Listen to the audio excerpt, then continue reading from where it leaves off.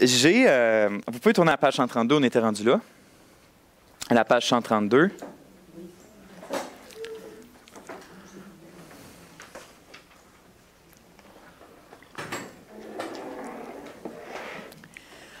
J'ai tombé dans de la folie aujourd'hui, hier puis aujourd'hui, parce que, bon, à part lire un petit paragraphe, on était rendu à commencer concrètement à avoir des attributs de Dieu spécifiques. Et j'ai de la page 133 à 139, donc 6 pages, c'est juste un attribut. Donc, qu'on va voir tantôt. L'affaire, c'est que j'aurais aimé ça toujours voir au moins un attribut par classe, parce que je trouve que, tu sais, comme on va le voir, mais je commence avec biblique, théologie, on va voir des versets comme de qui Dieu est, puis après ça, je trouve quelque chose de complémentaire qui vient, c'est comme, OK, mais ça, qu'est-ce que ça change pour notre vie chrétienne à nous? Puis comment qu'on répond à ça? Je trouve ça important de les voir les deux ensemble. C'est pour ça que je dis qu'on a un gros cours, parce que j'aimerais ça qu'on se rende là, puis qu'on ne divise pas ce cours-là juste comme en deux. Fait qu'on va faire notre possible, mais je ne veux pas rusher, je ne veux pas aller trop vite. Fait que si on voit qu'on est rendu à moitié, puis on est rendu à moitié, on reprend ça la semaine prochaine, il n'y a pas de problème quand même. Mais c'est ça. Deuxième chose que j'ai fait de la folie, habituellement, pour ne pas perdre d'inspiration, des choses comme ça, pas inspiration dans le sens d'inspiration divine, mais inspiration dans le sens je sais quoi écrire, je fais pas attention à mes fautes parce que sinon ça bloque. Fait que là, j'écris, puis à la fin, paf, je me recorrige. Et là, j'ai oublié de me corriger. Fait que c'est sûr que c'est bourré de fautes à partir de la page 133. OK? Fait que là-dessus, je vous demande pardon. C'est ça. Fait que vous n'êtes pas obligé de toutes les renoter aujourd'hui.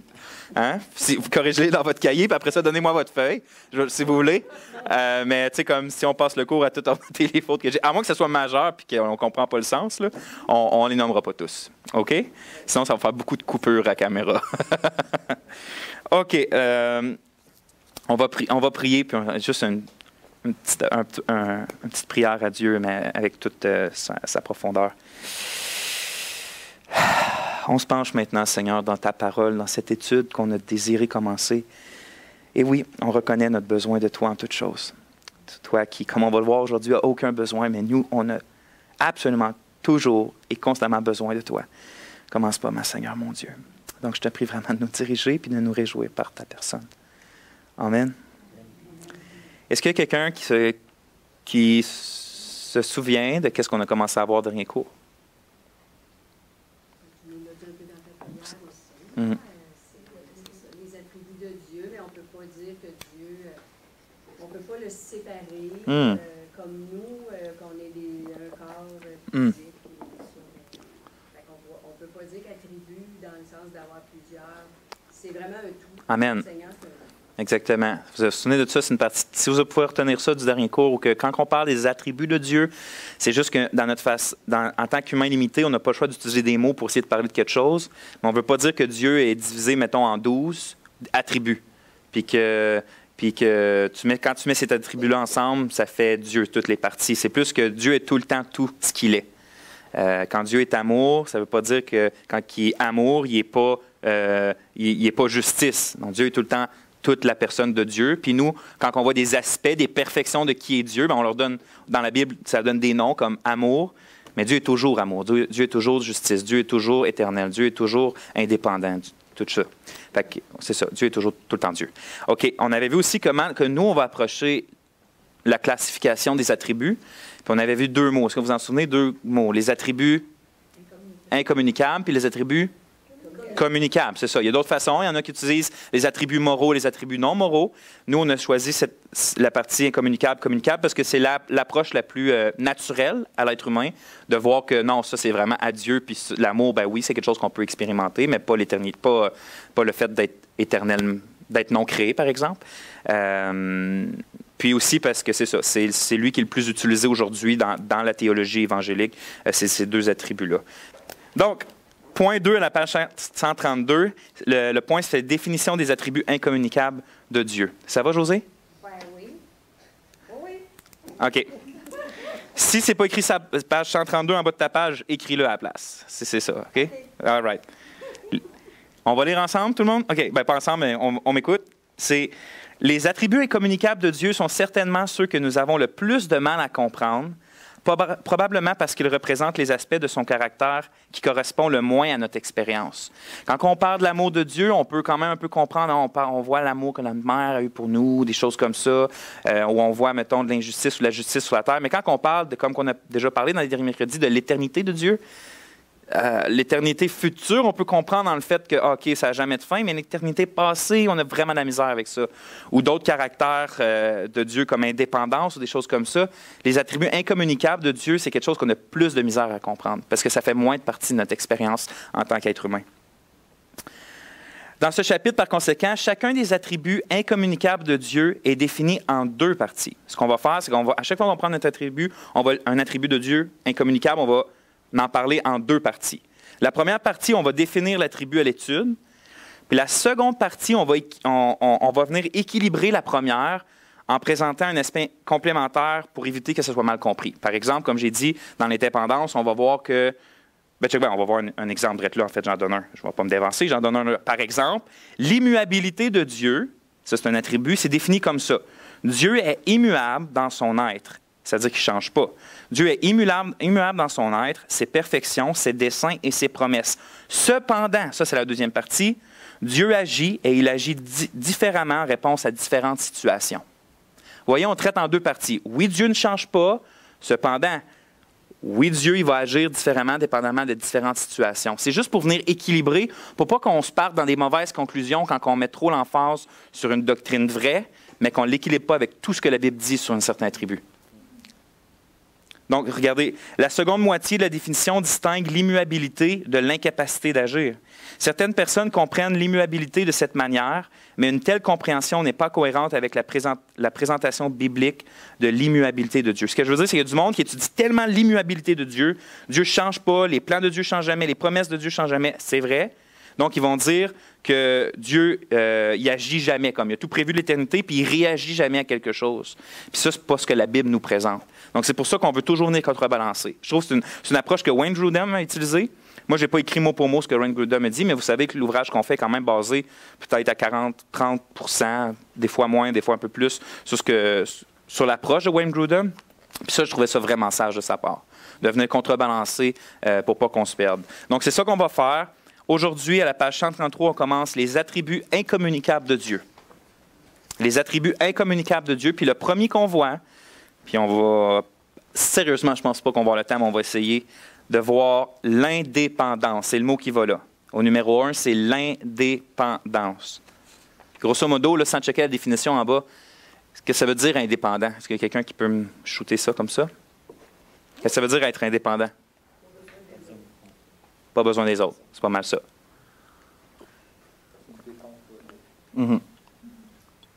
C'est pas mal ça. Même pour nous, les êtres humains, quand on dit que quelqu'un est indépendant dans un domaine, c'est-à-dire qu'il est autosuffisant dans ça, il n'a pas besoin des autres. En genre de bêche, nous pouvons définir l'indépendance de Dieu comme suit. Dieu n'a pas besoin, c'est le mot qui va là, Dieu n'a pas besoin de rien d'autre que de lui-même. Dieu n'a pas besoin de rien d'autre que de lui-même. Première partie. Cependant, deuxième partie, nous et le reste de la création pouvons le glorifier et lui procurer de la joie. Ça ne veut pas dire à cause que Dieu n'a pas besoin de rien, que Dieu ne demande pas de lui procurer de la joie et de le glorifier. C'est ça qu'on va voir aujourd'hui. Donc, Dieu n'a pas besoin de rien d'autre que de lui-même. Cependant, nous et le reste de la création pouvons le glorifier et lui procurer de la joie. Nous, on appelle ça l'indépendance parce que c'est plus simple. De façon historique, les théologiens ont appelé ça l'acéité de Dieu. C'est un mot latin qui vient de assi, vous l'avez dans la petite note, là, qui signifie par soi-même. Donc, c'est ça, l'acéité de Dieu, mais nous, on va dire l'indépendance, ça veut dire exactement la même chose. OK? Donc, au point 1a, on va voir la première partie de la définition. Dieu n'a pas besoin de rien d'autre que de lui-même. Cet attribut-là va directement à l'encontre d'une idée qui est souvent répandue puis populaire, pas juste dans le monde tout court, mais même souvent dans le monde évangélique, où qu'on peut croire que Dieu, il coopère avec les êtres humains ou les créatures, mais de la façon où lui reçoit ce qu'il y a de besoin, puis eux, ils reçoivent ce qu'ils ont besoin de Dieu. Fait que c'est comme un échange de besoins entre Dieu puis les êtres humains. Comme un fournit qu'est-ce qui manque, puis l'autre lui redonne qu'est-ce qui manque. Souvent, c'est la pensée. On imagine, par exemple, que Dieu, il manquait certaines gloires au début, donc il a décidé de créer la nature, les anges et les êtres humains pour lui procurer de la gloire. Ou on va penser que Dieu, il manquait d'amour, il ne pouvait pas être aimé, donc il a créé les créatures pour recevoir de l'amour. Encore, il y a peut-être certaines personnes qui peuvent dire que Dieu était tout seul, donc il a créé pour avoir de la compagnie. Il y avait une solitude, et il voulait avoir de la compagnie parce qu'il ne voulait pas se sentir seul, donc il a créé la création. C'est des pensées qu'on peut peut-être penser ou c'est des choses qu'on entend certainement à différentes places.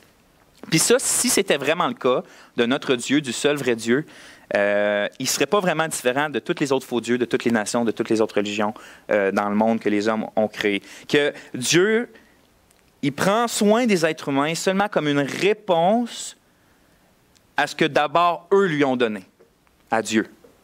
Donc, le Dieu, souvent, des païens, des nations, des autres religions, c'est juste comme, tu fais X choses, tu fais X prières, tu donnes de l'argent, tu fais telle bonne œuvre, puis après ça, Dieu te bénit, puis il te donne ça. Donc, tu fais les choses pour recevoir de Dieu. Puis ça, c'est l'échange entre... C'est comme ça partout. C'est comme ça dans toutes les spiritualités, puis c'est comme ça dans pas mal, en tout cas dans toutes les religions que moi, je connais. Dans le fond, c'est un peu comme à l'image des singes, où que, vous savez, les singes, ils s'enlèvent les bébites dans le dos.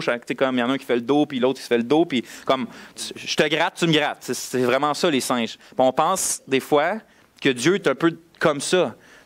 Dieu, je te gratte, puis tu me grattes. Dieu, je fais ça, tu vas me bénir. Puis, dans le fond, on pourrait se demander, c'est-tu vraiment l'image que Dieu donne de lui-même dans la Bible? En fait, l'Écriture enseigne tout le contraire. C'est vraiment pas l'image. On voit à plusieurs endroits, puis on va le voir aujourd'hui, que Dieu n'a besoin de rien ni de personne pour exister ou pour quoi que ce soit d'autre. Dieu n'a pas besoin de rien ni de personne. Dieu est absolument, puis c'est les deux mots qui vont là, Dieu est absolument indépendant et autosuffisant. Indépendant et autosuffisant.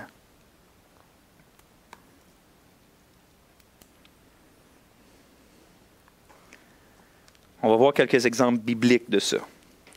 Par exemple, un passage que beaucoup de personnes connaissent, Paul déclare aux hommes d'Athènes, ça c'est dans Actes, « Le Dieu qui a fait le monde et tout ce qui s'y trouve, étant le Seigneur du ciel et de la terre, n'habite point dans des temples faits de mains d'hommes. Il n'est point servi par des mains humaines, comme s'il avait besoin de quoi que ce soit. Lui qui donne à tous la vie, la respiration et toutes choses. » On est rendu à la page 134. Actes 17, 24, 25. Vous voyez, Dieu, il n'est pas servi par des mains humaines, dans le sens où il n'a pas besoin d'être servi par des mains humaines. Il n'a pas besoin d'eux, il n'a pas besoin de ça. C'est lui qui donne. C'est lui qui donne la respiration, c'est lui qui donne la vie, c'est lui qui donne toute chose. C'est ça que Paul dit. L'implication claire de ce passage, c'est ça. Dieu n'a besoin d'absolument rien de la part des créatures. Dieu n'a besoin d'absolument rien de la part des créatures. Regardez ce que Dieu va demander à Job quand il va le reprendre un peu ou y manifester sa personne. Oui, tout ce discours-là assez humiliant pour un humain, quand Dieu vient de voir et qu'il dit ça, il va dire ça à Job. De qui suis-je débiteur? Ça veut dire à qui que je dois quelque chose, je vais le payer, je le paierai. Sous le ciel, tout m'appartient. Dieu ne doit rien à personne. Pourquoi? Parce qu'il n'y a personne qui n'a jamais rien apporté à Dieu que Dieu ne lui ait pas d'abord donné. On en donne des choses à Dieu, mais c'est des choses que Dieu, il n'y a rien qu'on peut donner à Dieu qui ne nous a pas donné d'avance. Absolument rien. C'est Dieu qui met la respiration dans notre cœur, c'est Dieu qui fait circuler notre sang à chacun des êtres humains.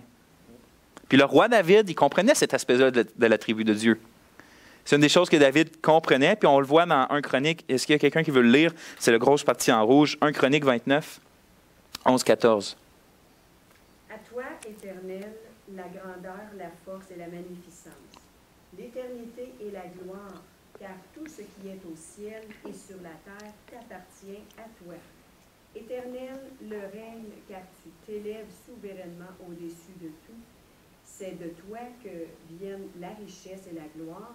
C'est toi qui domines sur tout. C'est dans ta main que sont la force et la puissance, et c'est ta main qui a le pouvoir d'agrandir et d'affermir toutes choses. Maintenant, ô notre Dieu, nous te louons et nous célébrons ton nom glorieux. Car qui suis-je et qui est mon peuple pour que nous puissions te faire volontairement ces offrandes? Tout vient de toi et nous recevons de ta main ce que nous t'offrons. Un chronique. Voyez-vous, il dit, car tout ce qui est au ciel et sur la terre t'appartient.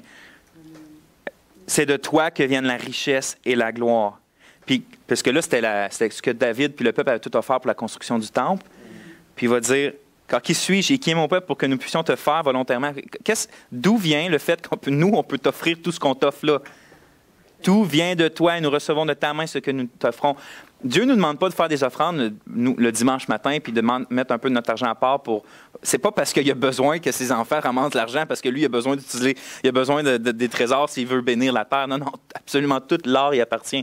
Dieu ne nous demande pas de donner parce que lui a besoin de notre argent. C'est pas pour ça. Vous voyez, il ne faut pas voir comme si Dieu aurait des besoins. De la même manière, on lit dans le psaume 50, « Car tous les animaux des forêts sont à moi, toutes les bêtes des montagnes par milliers. Je connais tous les oiseaux des montagnes et tout ce qui se meut dans les champs m'appartient. Si j'avais faim, je ne te le dirais pas, car le monde est à moi et tout ce qu'il renferme. » L'idée, c'est pas que si Dieu peut-être pourra avoir faim. L'idée, c'est que même si, mettons que j'aurais faim, je ne t'en parlerai pas. Tout est à moi. J'irai me servir. C'est l'idée, Dieu il parle en termes pour nous aider à comprendre que tout est à lui et il n'y a pas besoin de l'homme. Alors, est-ce que Dieu a besoin des êtres humains pour avoir de la gloire, par exemple? Pas selon les paroles du Seigneur Jésus. Regardez bien ce que le Seigneur Jésus va dire. En Jean 17,5. « Et maintenant, toi, Père, glorifie-moi auprès de toi-même de la gloire que j'avais auprès de moi avant que le monde soit. » Avant que le monde soit. Avant qu'il y ait un ange, avant qu'il y ait un être humain, avant qu'il y ait un atome, il y avait Dieu le Père, il y avait Dieu le Fils, dans ce passage-là, et Dieu le Saint-Esprit, et il y avait de la gloire avant la création. La Trinité avait de la gloire. Il était glorieux. Il n'y avait pas besoin de quelqu'un pour le rendre glorieux. Dieu était glorieux en lui-même.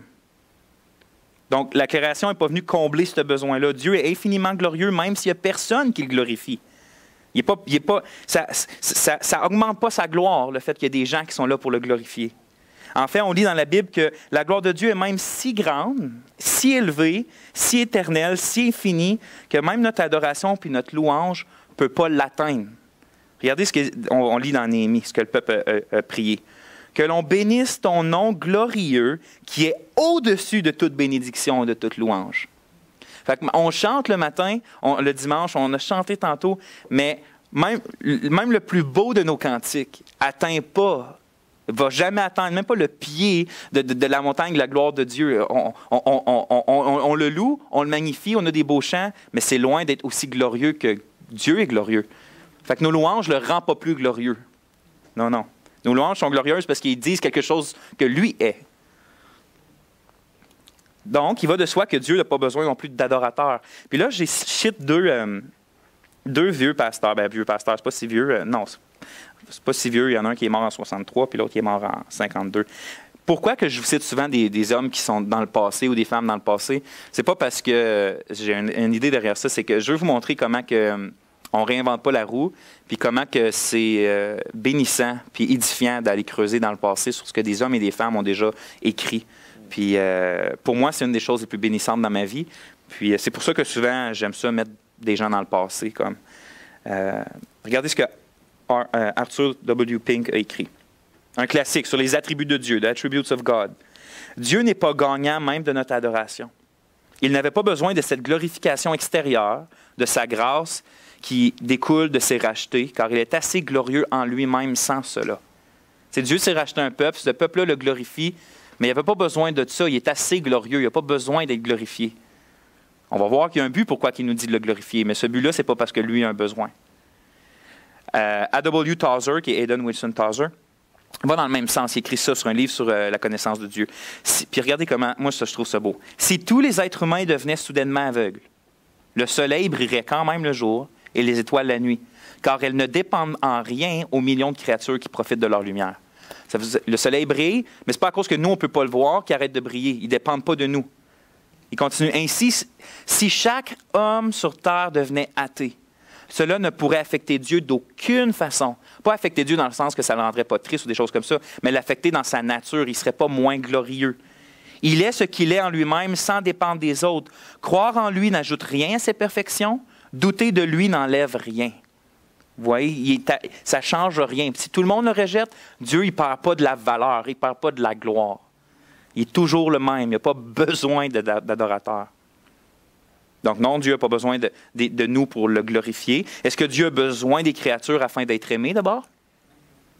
Non, il a besoin des créatures pour les aimer. Non plus, on va voir pourquoi.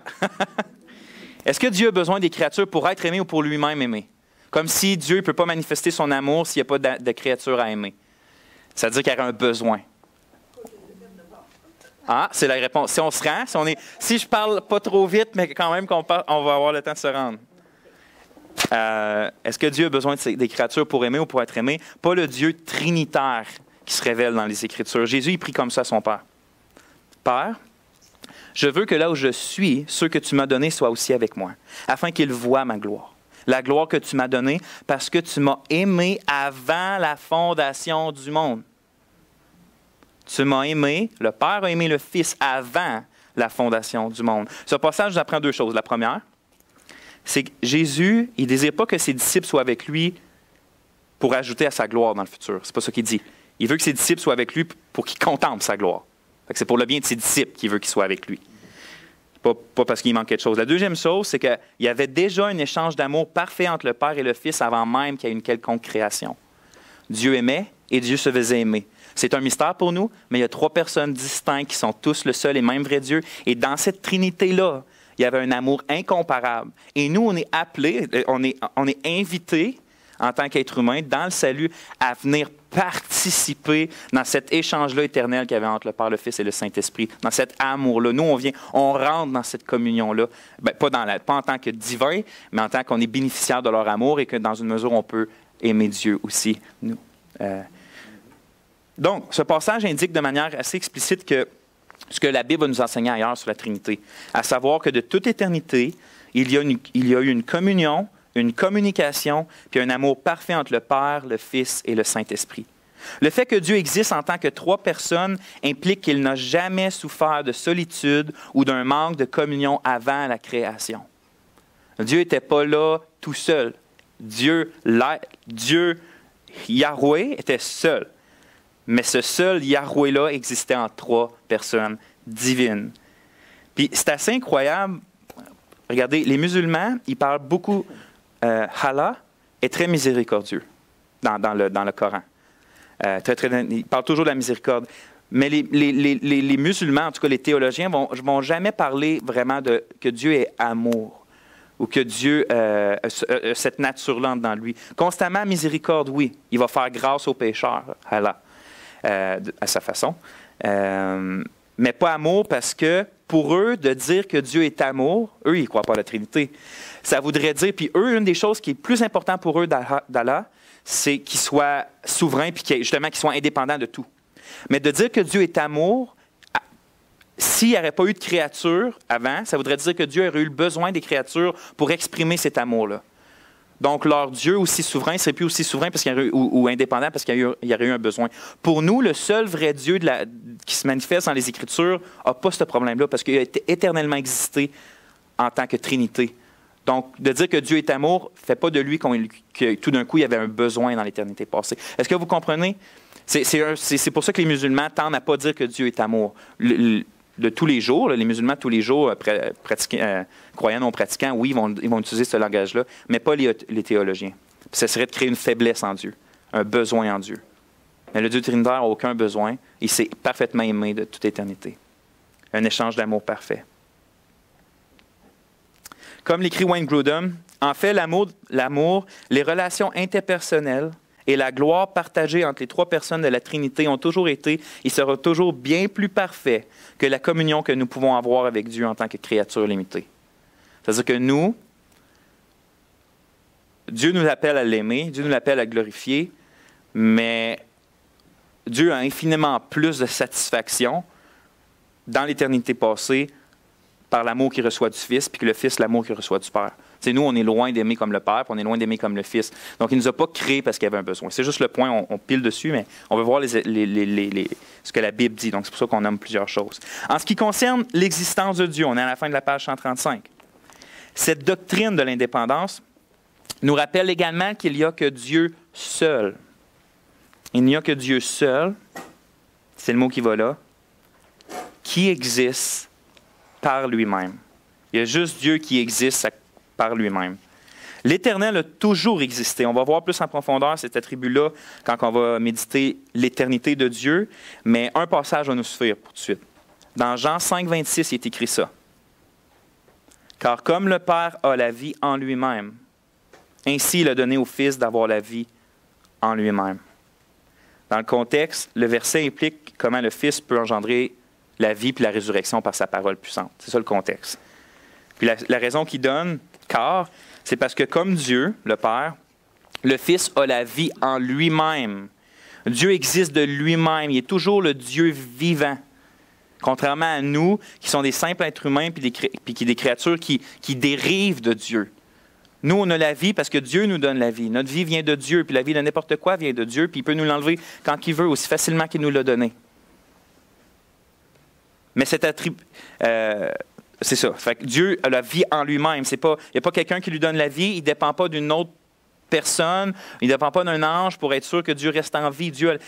Il est la vie, je suis la vie. Dieu est, tout simplement.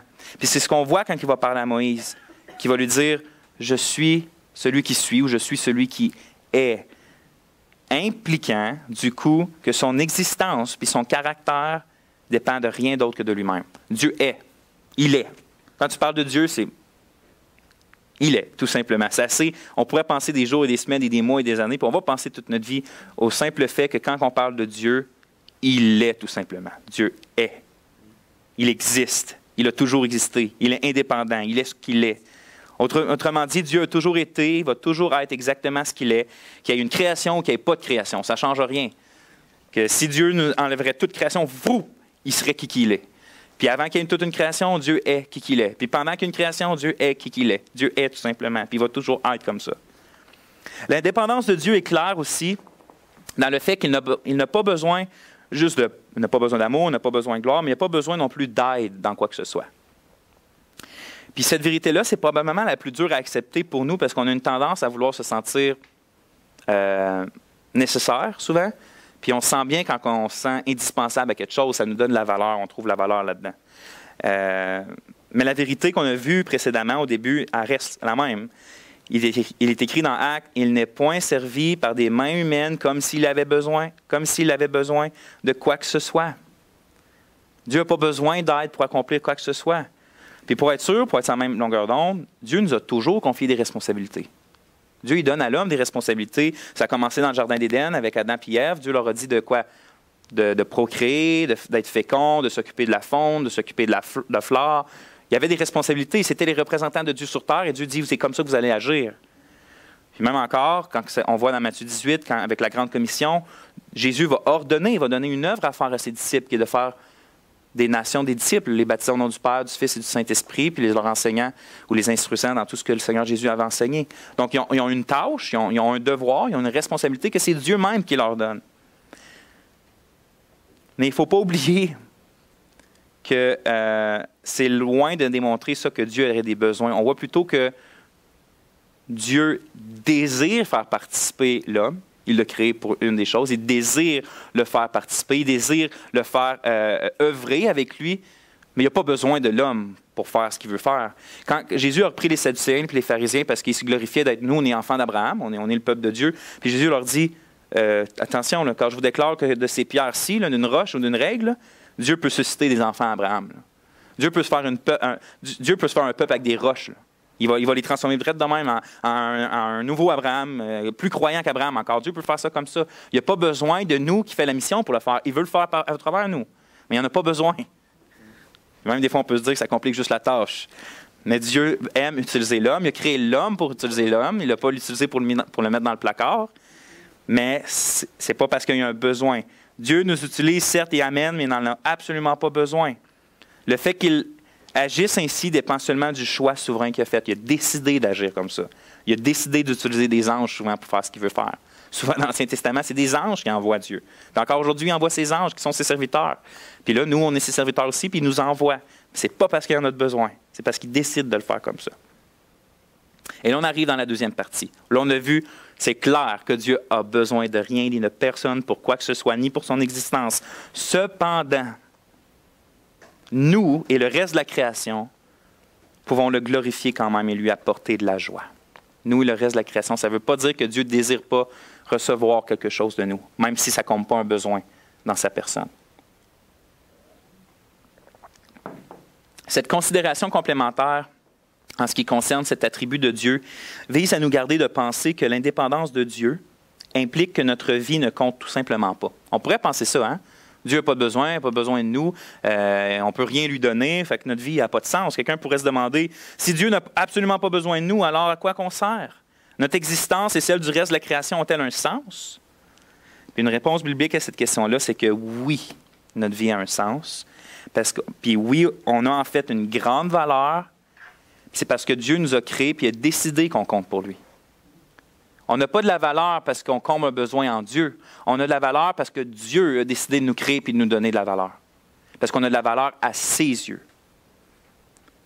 Ce n'est pas le fait qu'on est nécessaire, voire indispensable, qui donne un sens à notre existence. C'est le fait que Dieu a décidé de vouloir prendre plaisir dans la créature qu'elle a créée et qu'elle a sauvée. Parce que je vous le dis, des fois, on peut avoir de la misère à approcher cette doctrine-là, l'indépendance de Dieu, parce qu'on a tellement ancré qu'on sent, souvent c'est de même avec nos enfants, c'est de même avec nos époux, ou c'est de même avec quand on a des responsabilités dans l'Église. Je veux dire, tu ne te sentirais pas bien valorisé quand mettons qu'une Église n'arrêtait pas de dire au pasteur, vous autres, là, les pasteurs, là, on n'a vraiment pas besoin de vous autres. Vous nous apportez absolument rien. Comme, ça serait pas très... On n'aurait pas une très grande valeur en même temps. Mais souvent, on trouve une valeur avec des gens. Tu sais, des fois, je ne pense pas que c'est toujours pernicieux. Là, ou quand on voit qu'on aide, puis qu'on bénit, puis qu'on apporte quelque chose, qu'on est à quelque part, peut-être pas indispensable, mais nécessaire à un bon fonctionnement, bien, automatiquement, souvent, ça nous donne la valeur. Mais quand on voit Dieu, qu'on ne peut absolument rien y apporter, parce qu'il n'y a absolument aucun besoin, on peut se sentir comme, je ne sers à rien. Je n'ai pas de valeur. Mais non, Dieu dit qu'on a une valeur, puis qu'il prend plaisir en nous en plus. Regardez comment Dieu parle de ses fils et de ses filles dans Ésaïe. Il parle d'eux comme de tous ceux qui s'appellent de mon nom et que j'ai créés pour ma gloire, que j'ai formé et que j'ai fait. Même si le Seigneur n'a pas besoin de nous créer, il n'a pas besoin, il a décidé de le faire, puis de nous sauver aussi pour qu'on puisse se réjouir, pour que nous, on puisse se réjouir dans la gloire de sa grâce. Regardez Éphésiens. Il nous a prédestinés dans son amour à être ses enfants d'adoption par Jésus-Christ, selon le bon plaisir de sa volonté. Dans quel but? Pour célébrer la gloire de sa grâce dont il nous a favorisés dans le bien-aimé. Fait que Dieu n'a pas besoin de nous, mais il nous a créés pour que nous, on puisse se réjouir dans sa gloire, dans la gloire de sa grâce, dans le fait qu'il nous a graciés. Dans la prophétie qu'Ésaïe fait un moment donné sur la restauration future du peuple de Dieu, on lit l'un des faits les plus impensables de toute la Bible. Puis j'aimerais ça que quelqu'un lit le rouge en milieu, Ésaïe 62, 3 à 5. Parce que j'aimerais ça l'entendre.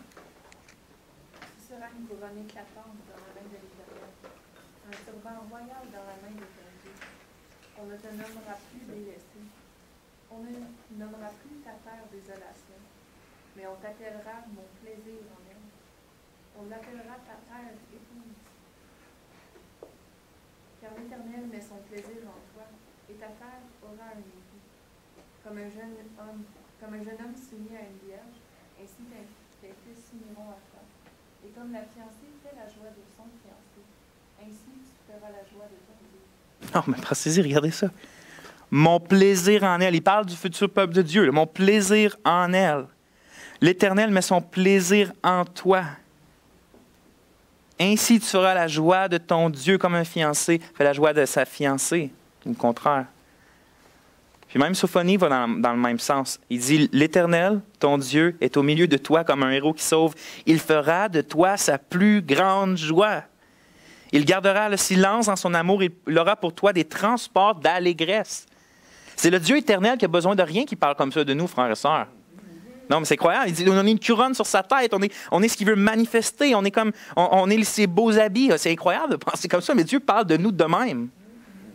Alors oui, le Dieu indépendant n'a pas besoin de nous, c'est clair. Mais on peut que constater avec un éternel étonnement qu'il a pourtant choisi de prendre plaisir en nous puis de nous permettre de lui procurer de la joie. C'est ce qu'il a décidé. Il a décidé depuis toute éternité qu'il dit « Je vais créer un peuple, pas parce que j'en ai besoin, mais parce que oui, je veux prendre plaisir en eux. Puis je veux qu'eux prennent plaisir en moi. Puis je veux qu'on ait un échange comme ça. Eux, ils vont en avoir besoin, moi, j'en ai pas de besoin. Mais c'est ça que je veux pareil. » Notre vraie valeur ne se trouve pas notre vraie valeur se trouve pas dans le fait qu'on a de la valeur à nos propres yeux. Ça, c'est pas ce qui donne la valeur. Souvent, les êtres humains sont jetés dans la dépression parce que c'est là qu'ils cherchent la valeur. Ils veulent avoir de la valeur à leurs propres yeux. Puis quand ils ne trouvent pas la valeur à leurs propres yeux parce qu'ils ne sont pas ce qu'ils voudraient être, ils sont jetés dans la dépression. Nous, les chrétiens, on est sauvés de ça. On est sauvés de ça. Tous les hommes sont appelés à être sauvés de ça parce que la vraie valeur ne se trouve pas d'en avoir dans nos propres yeux, en se sentant indispensable, mais c'est plutôt, comme ce que Wayne Grudem va exprimer, c'est ce qui donne un sens et une valeur à notre vie. Avoir de la valeur aux yeux de Dieu, c'est avoir de la valeur dans le sens absolu du terme. Il n'y a pas de plus grande valeur que celle-là.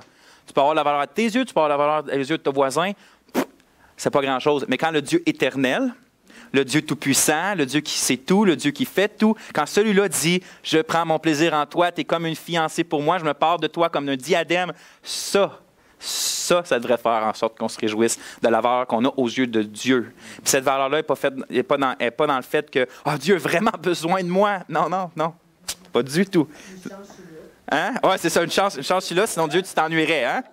Non. Yes, on va. Ça va bien, on va avoir le temps. Je suis content. Mais une question qui demeure. Ça, c'est la page 138. Il y a une question qui demeure. Là, on a vu que Dieu est complètement indépendant, aucun besoin. Mais on peut quand même lui procurer de la joie parce qu'il a décidé qu'on lui procure de la joie. Ça, c'est le concept. La question qui reste à répondre, c'est comment être agréable à Dieu, lui procurer du plaisir. Parce qu'il a voulu, il a décidé, il a proclamé que nous, on allait lui donner du plaisir, qu'il allait prendre plaisir en nous. Mais comment, de façon concrète? C'est quoi ça pour nous, les chrétiens, de concrètement procurer du plaisir à Dieu, de lui être agréable? On voit alors que de connaître l'indépendance de Dieu, ça a réellement un impact sur la manière de vivre notre vie chrétienne. C'est pas juste une doctrine, c'est une manière de vivre notre vie chrétienne. Puis on va voir que même, on ne peut pas réellement vivre notre vie chrétienne comme Dieu veut qu'on la vive, puis lui rendre plaisir si on ne comprend pas réellement l'indépendance de Dieu, puis comment ça change notre vie. La réponse à la question comment on fait pour être agréable à Dieu, puis lui procurer du plaisir, se trouve dans Hébreux 11:6. Je vous ai écrit le premier. Là. Or, sans la foi, il est impossible de lui plaire. C'est-à-dire, on ne peut pas plaire à Dieu sans quoi? Sans la foi. En d'autres mots, sans la foi, on ne peut pas réjouir le cœur de Dieu. Ça, c'est clair et net, selon l'auteur de l'Épître aux Hébreux. Sans la foi, on ne peut pas réjouir le cœur de Dieu. On ne peut pas lui être agréable. Mais c'est quoi cette foi-là qui fait en sorte qu'on est agréable à Dieu quand on l'a, qui fait en sorte qu'on n'est pas agréable à Dieu quand on ne l'a pas? Puis, je ne peux pas la définir de manière exhaustive. J'ai déjà fait une prêche là-dessus, sur ce passage-là. Mais je crois que l'auteur de l'Épître aux Hébreux nous donne quand même un aperçu de c'est quoi cette foi-là dans l'explication qu'il va donner.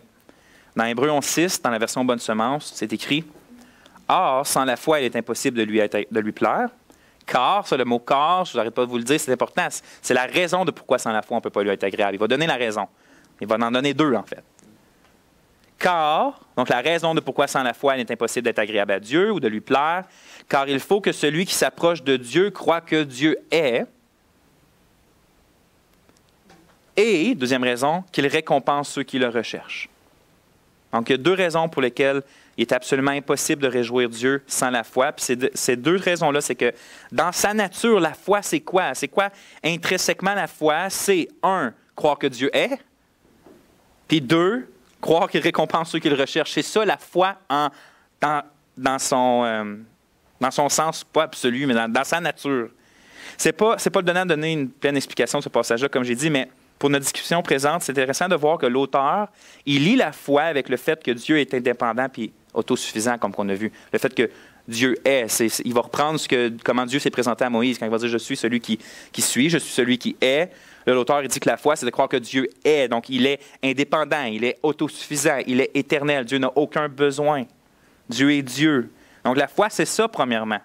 Donc, comment être agréable puis être en communion avec lui, puis le glorifier quand que Il n'y a aucun besoin, ce Dieu-là. Puis la réponse de l'auteur, c'est de croire qu'il récompense ceux qui le recherchent. Regardez-moi. Est-ce qu'on voit comment la doctrine de l'indépendance de Dieu change tout dans notre approche de Dieu? Tandis là, que les adeptes de toutes les autres religions, vraiment toutes les autres religions, puis toutes les autres spiritualités, cherchent à satisfaire leur Dieu en faisant toutes sortes de choses. C'est ça la religion. On cherche à satisfaire Dieu en faisant toutes sortes de choses. Le seul vrai Dieu dit que la seule façon de lui plaire, c'est de s'attendre à recevoir de lui. La foi, c'est de croire que Dieu est, donc Dieu n'a aucun besoin, et qu'il est le rémunérateur ou qu'il récompense, donc qu'il donne ceux qui le recherchent. Ce n'est pas nous qui lui donnons, c'est lui qui nous donne. Ainsi, donc, se définit la foi, on pourrait dire la foi chrétienne, c'est de croire et s'attendre à recevoir de celui qui n'a besoin de rien, ni personne, mais qui désire nous donner. C'est de croire et s'attendre à recevoir de celui qui n'a besoin de rien, ni personne, mais qui désire nous donner. Puis je répète, la foi, puis la vie qui est agréable à Dieu, ce n'est pas de lui donner. C'est pas de lui donner, c'est de recevoir de lui. Regardez bien ce que John Piper a écrit dans son livre « Les plaisirs de Dieu », qui est en français, si jamais tu le veux. Ah oui, c'est un des meilleurs livres que j'ai lu dans ma vie aussi. Il écrit ça. Je pourrais te le montrer tantôt. Le livre, on parle, qu'est-ce qui rend plaisir à Dieu? C'est ça le but de son livre. Et là, il arrive à un moment donné et il dit, dans les premiers chapitres, nous avons démontré que Dieu n'a aucun besoin que je dois satisfaire. Il n'a aucune déficience à laquelle je puisse pallier. Il est complet en lui-même. La communion de la Trinité le comble totalement. Oui, l'Éternel ressemble à un torrent de montagne et non à une cuvette d'eau, une toilette. Un torrent se renouvelle constamment, jaillit en abondance et pourvoit aux besoins des autres, tandis qu'une cuvette d'eau doit être remplie avec une pompe ou des seaux. Aussi, si vous voulez exalter la valeur de la cuvette, c'est-à-dire lui rendre gloire, vous devrez travailler dur pour la maintenir pleine et vous en servir. C'est comme ça que tu vas glorifier une toilette parce que c'est à ça qu'elle sert. Par contre, si vous voulez exalter la valeur d'un torrent, vous vous mettrez à genoux et vous vous désaltérerez. Puis, une fois que vous aurez repris des forces, vous descendrez dans la vallée et direz aux gens ce que vous avez découvert. Jamais vous ne glorifierez un torrent de montagne en hissant péniblement de l'eau de la rivière qui coule dans la plaine pour la verser dans la source. Genre, tu vas en bas, tu reprends de l'eau, tu la ramènes en haut, tu la remets dedans. C'est pas comme ça que Dieu crée les rivières. Satisfais-toi la rivière. On va dire à tout le monde comment l'eau est bonne. C'est comme ça que tu glorifies le torrent d'eau. Et comme il est ainsi, nous ne sommes pas surpris d'apprendre des Écritures, et notre foi en est fortifiée, que pour plaire à Dieu, nous devons venir recevoir de lui et non lui donner, boire et non arroser. Il le glorifie en nous lorsque nous sommes pleinement satisfaits en lui. Oui, je te conseille le livre, à tout le monde. Puis je finis avec ça. Vivons-nous, par exemple, les plaisirs de Dieu, c'est vraiment bon. Tu l'as-tu? Oui, OK. Vivons-nous cette étude de théologie systématique, par exemple, par la foi, frères et sœurs? Pourquoi on est venu à l'Église ce soir? Pour attirer des faveurs de Dieu? Est-ce qu'on se sent obligé par rapport à Dieu? Si c'est pour ces raisons-là, ou des raisons du genre qu'on vient à l'Église ou qu'on vient ici, la façon simple de le dire, c'est que notre présence même lui est désagréable dans un sens. Notre présence, lui fait plaisir seulement si on est venu par la foi, c'est-à-dire en sachant que l'on ne peut rien lui apporter, il n'y a rien à apporter à Dieu à part un cœur assoiffé qui désire et languit par-dessus toute chose à être rempli de sa grâce, de sa joie, de sa patience, de sa bonté, de sa sainteté, de sa force, d'absolument tout ce qu'il peut nous donner dans sa grâce. C'est comme ça qu'on glorifie le Dieu qui est indépendant. Ouais. Fondamentalement, c'est ça, vivre par la foi. Nous glorifions le Dieu indépendant en reconnaissant notre totale indépendance. Regardez.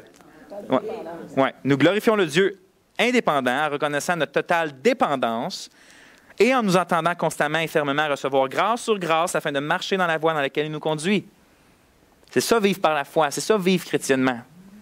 C'est pour ça que la foi, c'est complètement séparé d'une vie par les œuvres. Amen. Et comme si ce n'était pas assez clair, écoutez encore ce verset-là. Ce n'est pas dans la vigueur du cheval qu'il se complaît en parlant de Dieu. Ce n'est pas dans la vigueur du cheval qu'il se complaît. Ce n'est pas dans les jambes de l'homme qu'il met son plaisir. Qu'est-ce qui réjouit Dieu? L'Éternel aime ceux qui le craignent, ceux qui espèrent en sa bonté. Est-ce que Dieu aime nos jambes parce que nos jambes peuvent accomplir des choses que lui ne peut pas faire, donc il a besoin de nous, donc il prend son plaisir quand on le sert comme ça? Non. Il prend plaisir en nous si on le sert, oui, mais si on le sert, pas en pensant qu'il y a besoin. Quand on le sert, en sachant que nous, on a besoin, puis qu'on veut recevoir de lui tout ce qu'il donne. Par la foi. Puis ça, c'est point final. J'ai décidé d'écrire point final. Ceux qui espèrent en sa bonté, il n'y a qu'une façon de plaire à Dieu et de vivre notre vie, c'est d'espérer dans sa bonté, point final. Point final. C'est la seule façon. Fait que vous voyez, si on... wow! J'aurais pu ralentir un peu. C'est bien, merci Gérard d'encourager. Vous voyez, c'est pas... Si on ne comprend pas l'indépendance de Dieu, on ne peut pas comprendre, vivre la foi comme ça. On ne peut pas comprendre qu'on ne peut pas... il y a tant de versets qui disent que quand la façon que Dieu est glorifié, ça dit quand tu vas être dans la détresse, invoque-moi, je te délivrerai, ainsi tu me glorifieras.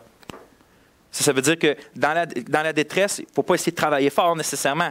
Oui, Dieu nous appelle à faire des épreuves, mais la première réaction par la foi, c'est d'invoquer Dieu, d'espérer dans sa bonté, d'espérer dans son secours, d'espérer. Lui, il dit qu'il va nous secourir et qu'ainsi il va être glorifié. Pourquoi? Parce que le fait qu'on va être sorti de notre détresse va exalter comment lui, il est bon et capable de sauver des pécheurs misérables comme qu'on est.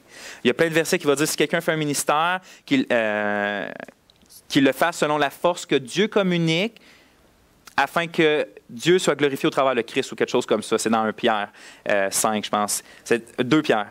Donc, vous voyez, comme si quelqu'un fait un ministère, c'est pas comme « Hey, je veux vraiment rendre quelque chose à Dieu. » Non, c'est comme « Fais-le selon la force que Dieu me communique. » C'est-à-dire, quand moi je prêche en haut, quand Gérard prêche en haut, on s'attend, on espère, on attend que Dieu nous donne la force de pouvoir le faire, puis qu'ainsi, quand il va arriver des bons fruits, ce ne sera pas par nous, mais ça va être dans la gloire, dans la force que Dieu nous a donnée. Donc, toute la gloire revient à Dieu. Dieu aime ça, montrer comment c'est une source infinie. Demandez-moi-en de la force, demandez-en moi du plaisir, de la joie, de la grâce. Vous pouvez rien me donner, mais moi, je suis là pour vous donner. C'est comme ça que Dieu a voulu faire les êtres humains, puis son peuple, en fait, précis. Donc oui, l'indépendance de Dieu, ça peut peut-être nous paraître une doctrine en wow, mais ça a vraiment un impact concret dans notre vie chrétienne. Y a-t-il des commentaires ou des questions?